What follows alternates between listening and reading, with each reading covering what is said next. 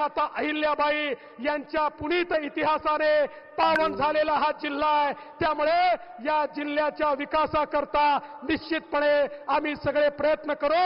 आपल्याला एवढीच विनंती आहे, या नगरमधनं सुजय विखे पाटील यांच्यासारखा तरुण आणि शिर्डीमधनं अनुभवी असलेले आमचे सदाशिव लोखंडे यांना आपण निवडून द्या, एवढीच विनंती करतो आणि माझं बोलणं संपवतो। धन्यवाद। जय हिंद, जय महाराष्ट्र।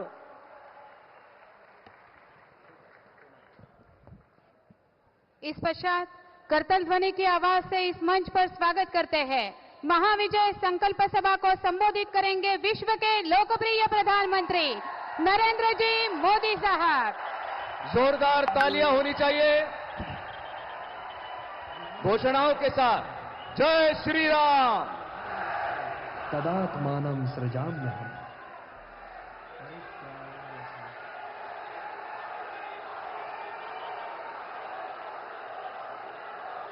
श्रद्धा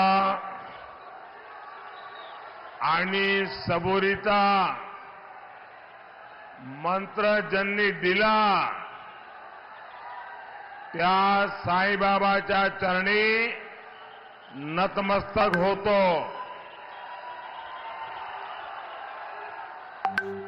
पुण्यश्लोक राजमाता अहिल्यादेवी होलकर यांनाही कोटि कोटि अभिवादन करतो। मैं मालीवाड़ा गणपति जी को नमन करता हूं। मैं छत्रपति शिवाजी महाराज, ज्योतिबा फुले और सावित्रीबाई फुले को श्रद्धापूर्वक प्रणाम करता हूं। मैं अहिल्यानगर की इस पुण्य भूमि को भी प्रणाम करता हूं। महाराष्ट्र के विकास में सहकारिता आंदोलन को दिशा देने वाले बाला साहब विखे पाटिल जी का जो योगदान है, मैं आज उसे भी याद कर रहा हूं। साथियों, आज तीसरे चरण का मतदान चल रहा है। हर ओर बीजेपी और एनडीए को भरपूर जन समर्थन मिल रहा है। तीसरे चरण के मतदान ने ये साफ कर दिया है कि 4 जून को इंडी अगाड़ी की एक्सपायरी डेट तय हो गई है।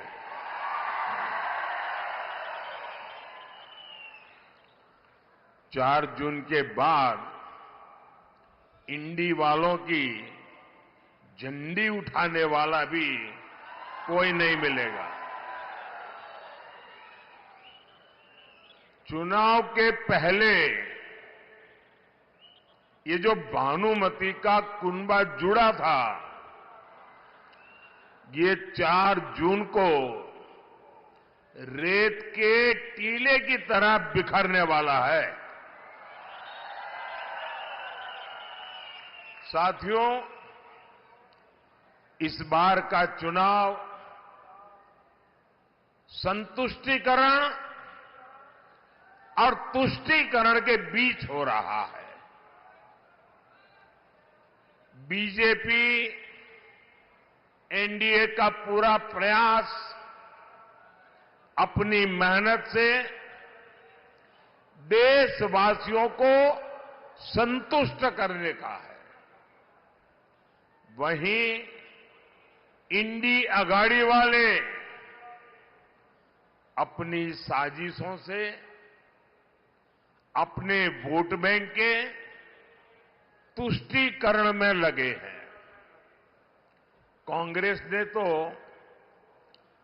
अपना पूरा मैनिफेस्टो ही मुस्लिम लीगी बना दिया है।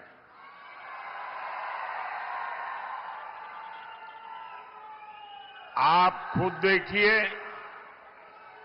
भाजपा एनडीए के क्या मुद्दे हैं।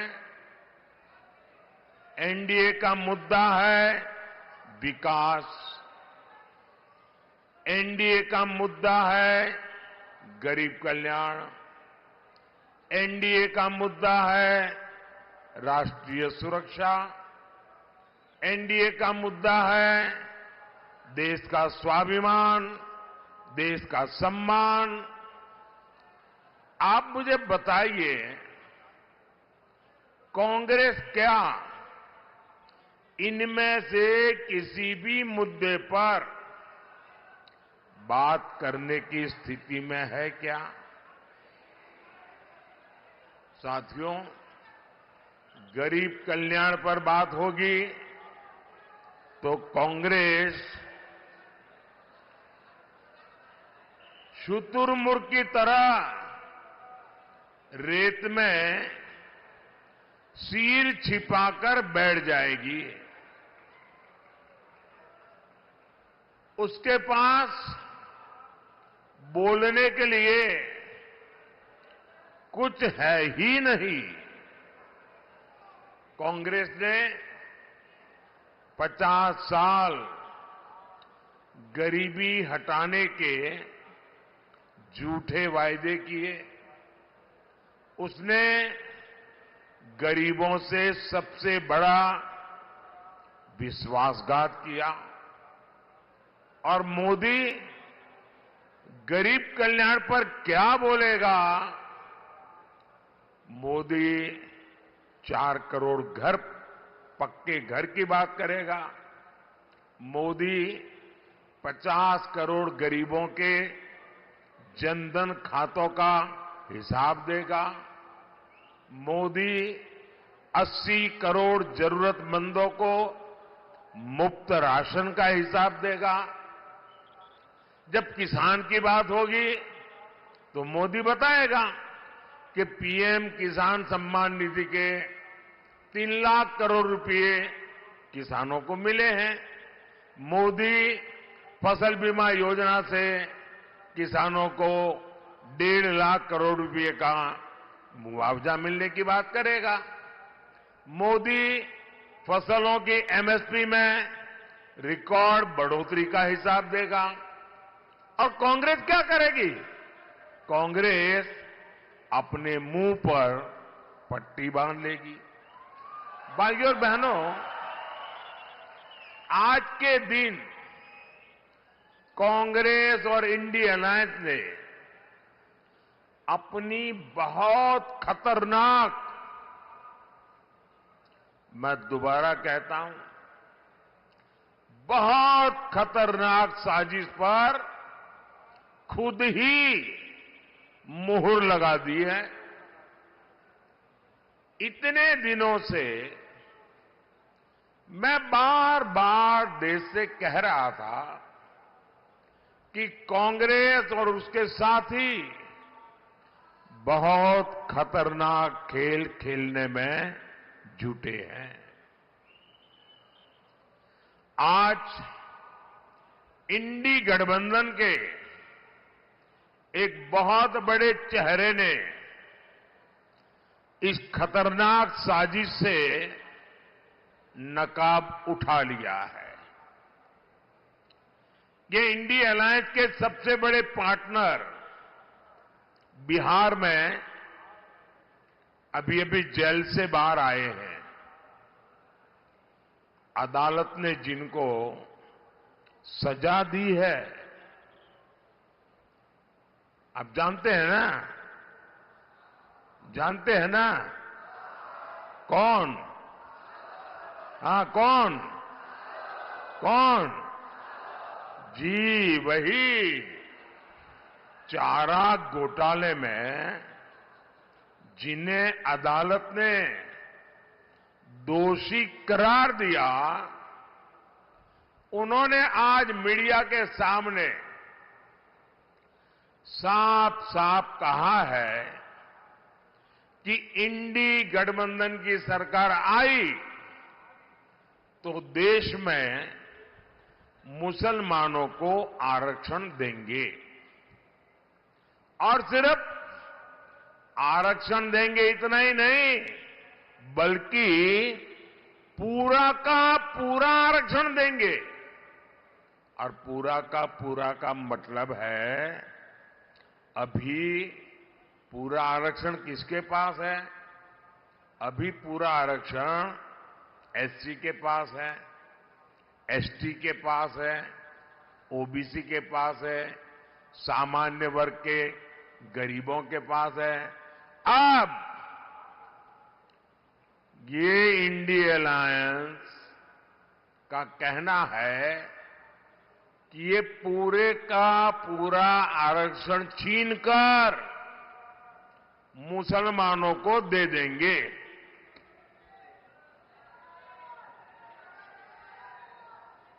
यानी एससी, एसटी, ओबीसी और गरीबों से छीनकर ये अपने वोट बैंक को पक्का करना चाहते हैं। जिस काम को करने से बाबा साहब आंबेडकर ने रोका था, पूरी संविधान सभा ने रोका था, वो पाप ये कांग्रेस और अगाड़ी वाले करना चाहते हैं।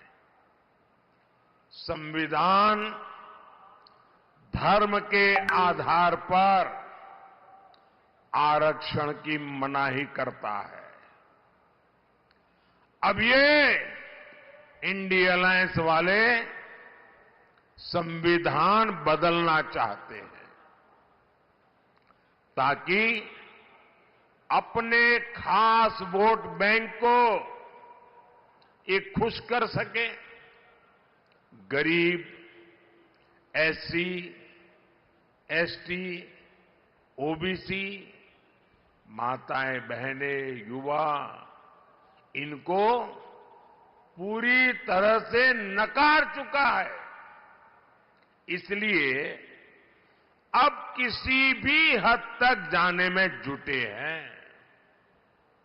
मैं जरा आपसे पूछना चाहता हूं, आप लोग हिंदी में पूछूंगा तो समझ लेंगे ना? मैं आपसे पूछना चाहता हूं, क्या आप ऐसा होने देंगे? क्या आप ऐसा होने देंगे? पूरी ताकत से दूर से भी आवाज आनी चाहिए। क्या आप ऐसा होने देंगे? साथियों, इंडी अगाड़ी का कोई हथकंडा जनता के सामने नहीं चल रहा है।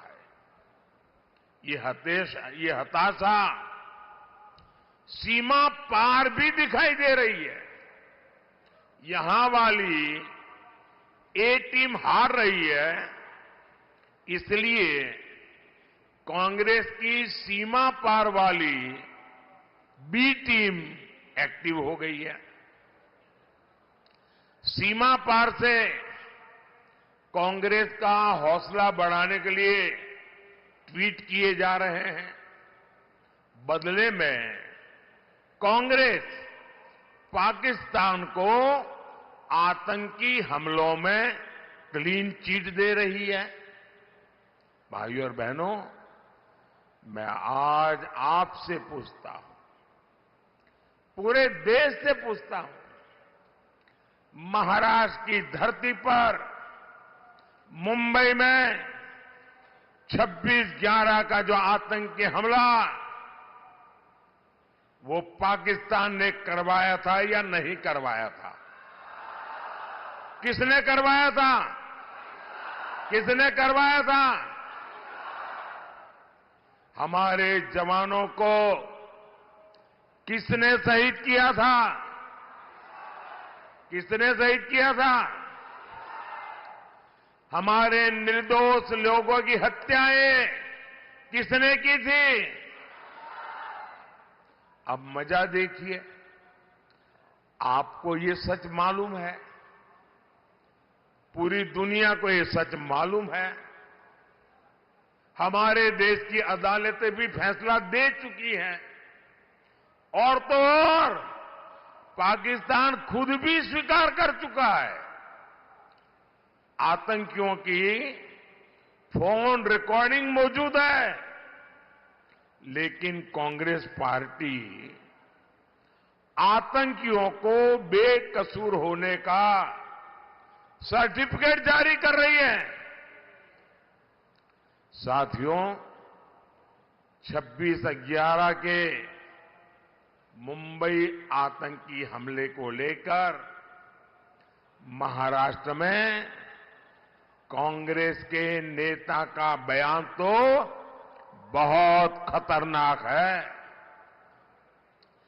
ये कांग्रेसी मिलकर अब आतंकी कसाब का पक्ष ले रहे हैं। कांग्रेस के समय विदेश राज्य मंत्री रहे और परिवार के करीबी ने भी कसाब को निर्दोष बता दिया है। ये मुंबई हमले में मारे गए सभी निर्दोष नागरिकों का अपमान है। ये मुंबई हमले में सभी आतंकियों को मार गिराने वाले सभी सुरक्षा बलों का अपमान है।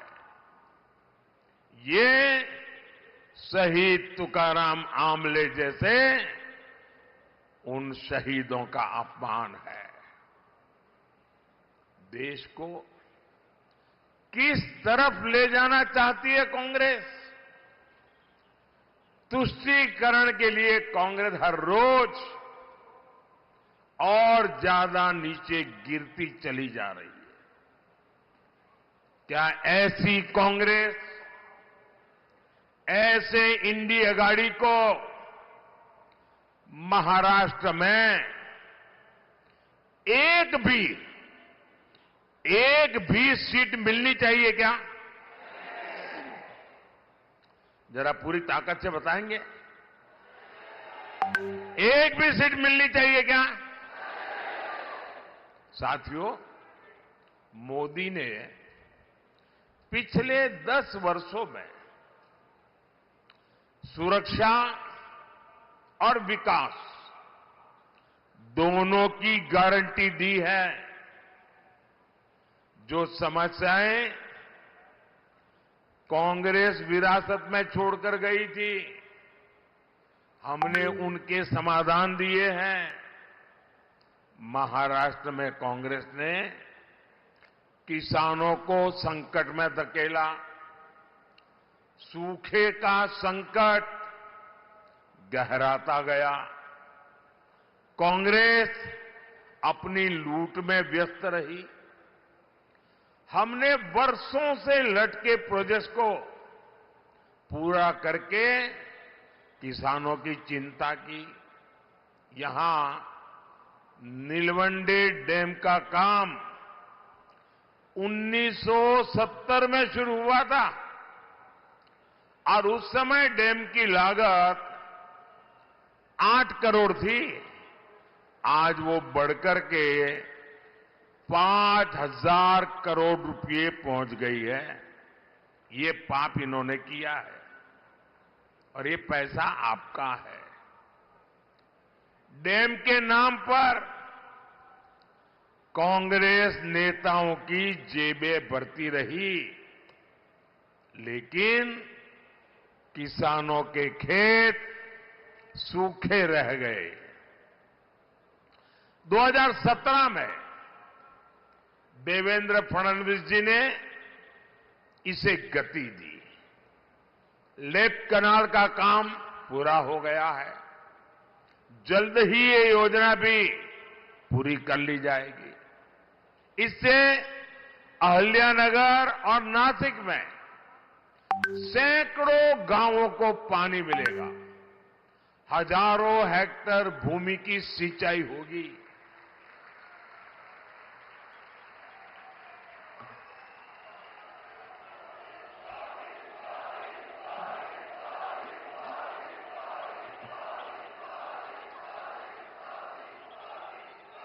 साथियों, बीजेपी एनडीए के लिए किसान कल्याण सर्वोपरि है। ये हमारी टॉप प्रायोरिटी है। हमारी सरकार में गन्ना किसानों को पहले से ज्यादा पैसे मिले हैं। आयकर के, इनकम टैक्स वालों के 10,000 करोड़ रुपए माफ करने से लाखों किसान परिवारों को लाभ हुआ है। महाराष्ट्र के किसानों को पीएम किसान सम्मान निधि के रूप में 30,000 करोड़ रुपए से ज्यादा सीधे खाते में भेजे हैं। साथियों, विकसित भारत के लिए नारी शक्ति का सशक्त होना उतना ही जरूरी है। आज महिलाओं को सेल्फ हेल्प ग्रुप्स के जरिए नए अवसर मिल रहे हैं। मोदी का संकल्प है, हम 3 करोड़ बहनों को लखपति दीदी बनाएंगे।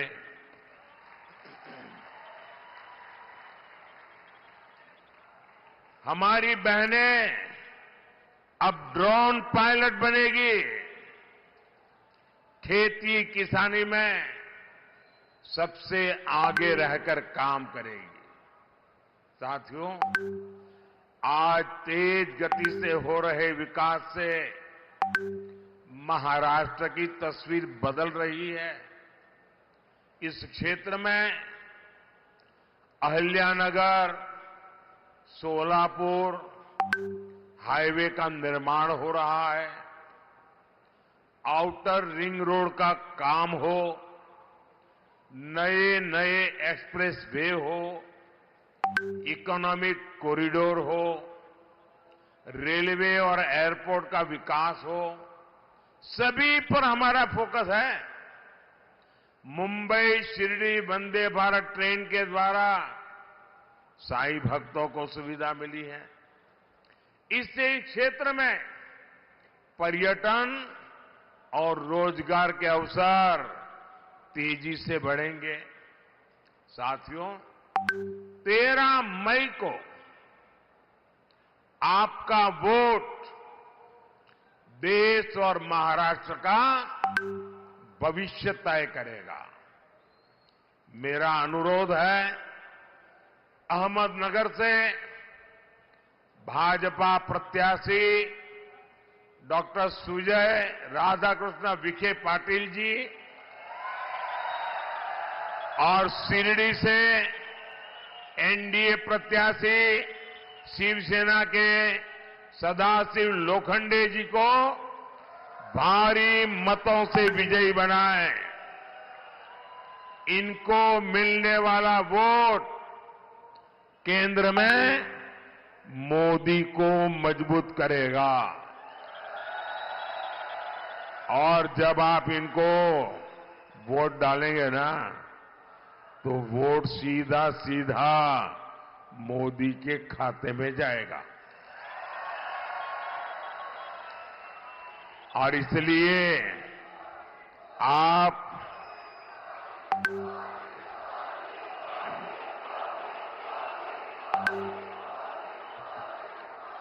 ज्यादा से ज्यादा मतदान कराएंगे, पुराने सारे रिकॉर्ड तोड़ेंगे, पोलिंग बूथ जीतेंगे। देखिए, अगर आपने पोलिंग बूथ जीत लिया ना, तो मैं आसानी से लोकसभा सारी जीत लूंगा। और इसलिए आप मुझे बूथ जिताकर दिखा दीजिए। और मुझे पक्का विश्वास है इतनी बड़ी विशाल रैली, सारे बूथ जीतने की ताकत है आप में। जीतेंगे ना? पक्का? बोलिए भारत माता की, भारत माता की, भारत माता की। बहुत बहुत धन्यवाद।